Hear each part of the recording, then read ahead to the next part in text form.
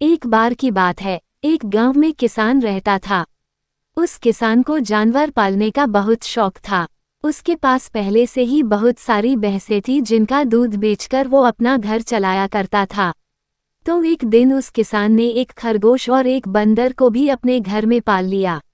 अब काफी दिन गुजरने के बाद उस किसान ने उस खरगोश और बंदर के साथ खेलने का सोचा। उस किसान ने अपने खेत में बहुत सारे छोटे छोटे गड्ढे कर दिए और फिर उन गड्ढों पर मिट्टी डालकर उन गड्ढों को बंद कर दिया और किसी एक गड्ढे में उस किसान ने एक गाजर को छुपा दिया। अब उस किसान ने खरगोश और बंदर को उस गाजर को ढूंढने के लिए कहा। खरगोश बहुत ही कॉन्फिडेंट था और उसे अपने आप पर बहुत विश्वास था। उसने एक एक गड्ढे को खोदना शुरू किया और गाजर ढूंढने लगा। लेकिन बंदर जो था वो बहुत ही नेगेटिव और आलसी था।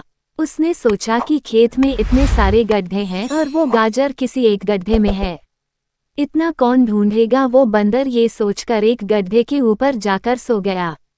अब उधर खरगोश अपनी पूरी मेहनत से गाजर ढूंढ रहा था। एक एक करके खरगोश ने सारे गड्ढे देख लिए, लेकिन उसे किसी भी गड्ढे में गाजर नहीं मिली।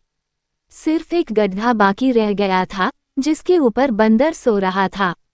अब खरगोश बंदर के पास जाता है और उसे उस गड्ढे पर से उठने के लिए कहता है।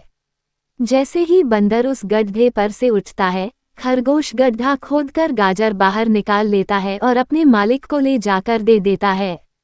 बंदर ये देखकर हैरान हो जाता है कि जिस गड्ढे के ऊपर वो इतनी देर से सो रहा था, गाजर उसी के अंदर थी।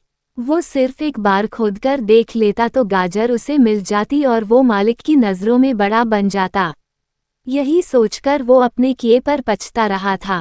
दोस्त, इस कहानी से हमें 3 बहुत बड़ी सीखें मिलती हैं। पहली ये है कि हमें कभी भी अपने काम के प्रति नेगेटिव नहीं सोचना चाहिए। जैसे उस बंदर ने सोचा कि इतने सारे गड्ढे हैं और गाजर किस गड्ढे में है पता नहीं। यही सोचकर उसने उस काम को अपने लिए बड़ा बना दिया। और दूसरी सीख हम इस कहानी से ये मिलती है कि हमें एटलीस्ट कोशिश भी तो करनी चाहिए, क्योंकि हम जब तक कोशिश नहीं करेंगे, किस्मत भी हमारा साथ नहीं देंगी। अगर वो बंदर जिस गड्ढे पर सोया हुआ था वहां से ही गाजर को ढूंढना शुरू करता तो उसे गाजर मिल जाती, लेकिन उसने कोशिश ही नहीं किया।